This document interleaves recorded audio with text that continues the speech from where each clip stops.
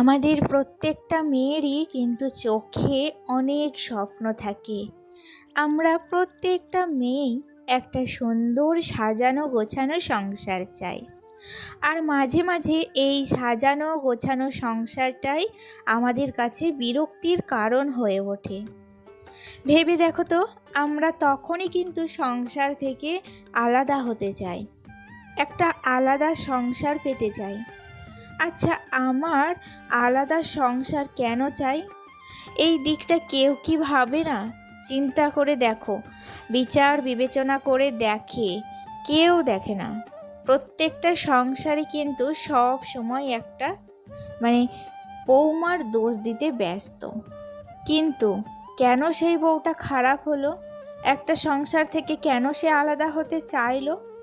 এই যে কারণ, এই কারণের দিকটা কেউ কিন্তু ভেবে দেখে না। চলো, অনেক কথা অনেক গল্প হবে, তার সাথে অনেক কিছু মনের কথা তোমাদের সাথে শেয়ার করব। তার আগে একটু নিজের পরিচয়টা দিয়ে দিই। নমস্কার, কেমন আছো সবাই? আশা করি সবাই খুব ভালো আছো, আর আমরাও বেশ ভালো আছি। আমি সুমি। আজকে আমার আরও একটি নতুন ব্লগে তোমাদের অনেক অনেক স্বাগত জানাই। দুদিন থেকেই দেখছি ভোর 5টা বাজলেই আমার চোখের পাতাও খুলে যাচ্ছে, আর যেই জানলার দিকে বাইরে তাকাচ্ছি দেখছি একটুখানি সকালের আভা পেয়ে গেছি। আর সেই মাত্র আমি কিন্তু আর এক মুহূর্ত বিছানায় থাকছি না, সঙ্গে সঙ্গে উঠে আমার সংসারের সমস্ত কাজ আস্তে আস্তে সারার চেষ্টা করছি। দেখবে সকালবেলায় কাজের এনার্জি একটু আলাদা থাকে। দেখবে সকালে তুমি যত ভারী কাজ থাকুক না কেন, তুমি সবটা আস্তে আস্তে ঠিক কমপ্লিট করে নেবে। তাই আমিও সেই করাই করছি, একটু সকালে উঠে সকাল সকাল ভারী কাজগুলো করে নেওয়ার চেষ্টা করছি। আর জানো, এই বাড়িঘর, এই কাজকর্ম, প্রতিদিনের নিত্য কাজ যেগুলো আমরা করে থাকি, সেই কাজগুলো আমরা প্রতিদিন পরিষ্কার করি আমাদের বাড়িঘর। পরের দিন সকালবেলায় উঠে দেখবে আবার আমার বাড়িঘর ঠিক যেমনটা আগে ছিল সেই রকম অবস্থায় ফিরে এসছে। আবার সকালবেলায় উঠে সমস্তটা প্রথম থেকে নতুন করে শুরু করতে হয়, তবেই না বাড়িঘর পরিষ্কার পরিচ্ছন্ন থাকবে। ধরো, তুমি একটা জিনিস একদিন করে রেখে দিলে, সেই জিনিসটা কিন্তু কখনোই ভালো থাকবে না। দেখবে প্রত্যেক দিনের কাজ প্রত্যেক দিন করবে, তবেই কিন্তু তোমার সব জিনিস ভালো থাকবে। এই যে জামা কাপড়গুলো দেখো, প্রতিদিনই তো আমরা গোছাই, কিন্তু জামা কাপড় দিনের পর দিন যখন আমরা পড়ি, তারপর ছেলেকে নিয়ে টিউশন যায়, সেগুলো এসে একটা একটা করে এতগুলো জামা কাপড় ঠিক জড়ো হয়ে যায়। তখনই কিন্তু এত জামা কাপড় হয়ে যায়, আর সেগুলো আমাদের ভাঁজ করে আবার গুছিয়ে রাখতে হয়, তাই না? তাই একটু একটু করে কিন্তু আমাদের কাজ অনেক বেড়ে যায়, কিন্তু সংসারের প্রতিদিনের কাজ আমাদেরকে করতেই হবে। জামা কাপড়গুলো কালকেকার, আমার কিন্তু ভাঁজ করা হয়নি, তাই দেখো এখন সকালবেলায় সমস্ত ঘর গোছানোর সাথে সাথে জামা কাপড়টাও গুছিয়ে দিলাম।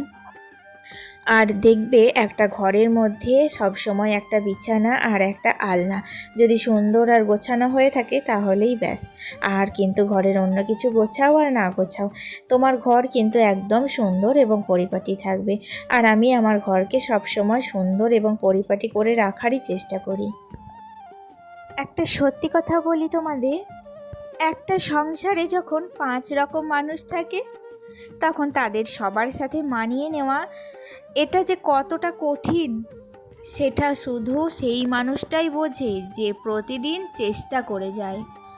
সবাইকে খুশি রাখতে রাখতে, সবাইয়ের মন জুগিয়ে চলতে চলতে কোথায় যেন নিজের ভালো লাগাগুলো হারিয়ে যায়।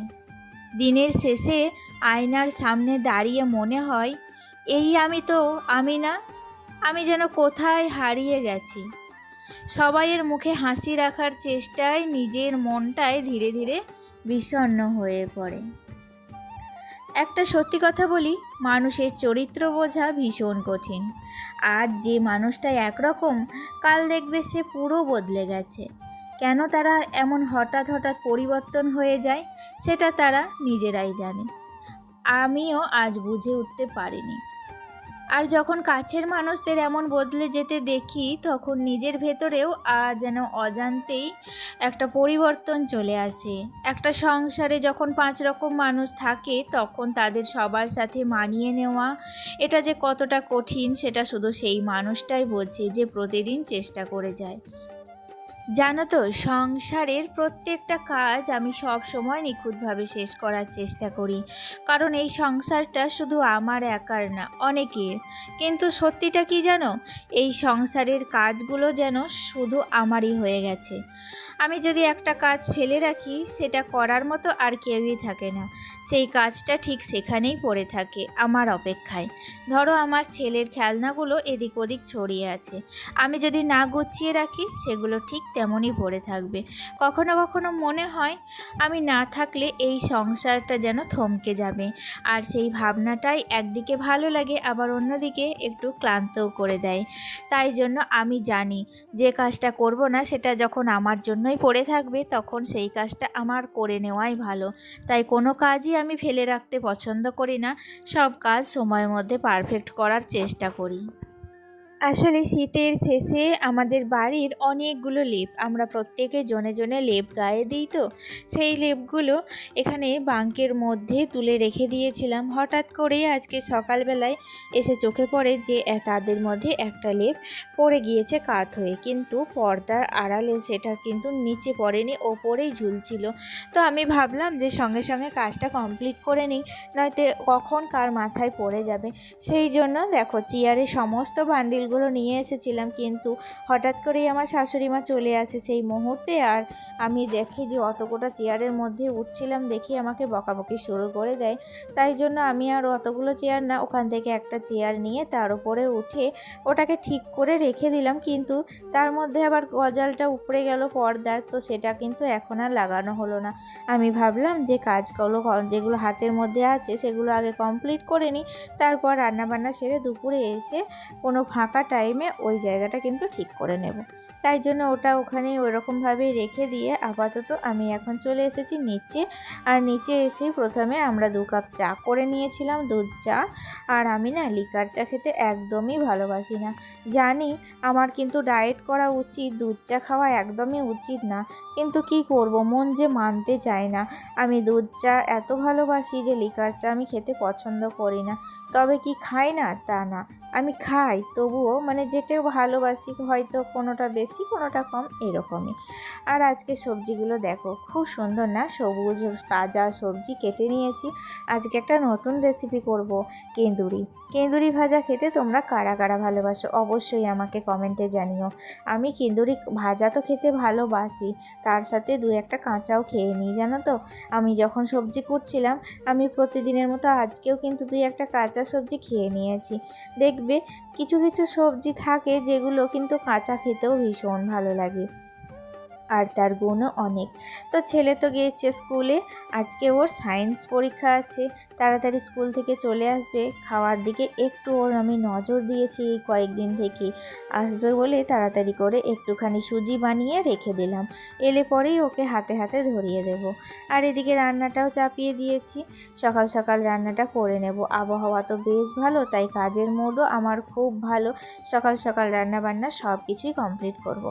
আজকে দেখতেই পাচ্ছ রান্নাতে রয়েছে, মেনু হচ্ছে আলু পটলের রসা। আলু পটলের রসাটা আগে করে নেব, তারপরে কেঁদুরিগুলো ভাজবো, আর লাস্টে করব মাছ। মাছটা না আমি বেছে রেখে দিয়েছিলাম, আসলে সকালবেলায় মাছ নিই, একটু বেলা হলে বাছতে যাই যখন, তখন না মাছের গায়ে যে আঁশগুলো থাকে সেগুলো শুকিয়ে যায়, ভালো করে বাছাও হয় না, মাছটা উঠতে চায় না। তাই জন্য সকাল সকাল মাছটা বেছে নিয়েছি। আর এই যে দেখতে পাচ্ছ এখন কিন্তু আমি কেঁদুরিটা দিয়ে দেব কড়াইয়ে, এটা একটু নাড়াচাড়া করে বেশ খানিকক্ষণ টাইম লাগবে হতে, তো ঢাকা দিয়ে দিয়ে রান্নাটা কমপ্লিট করব যাতে তাড়াতাড়ি হয়ে যায়।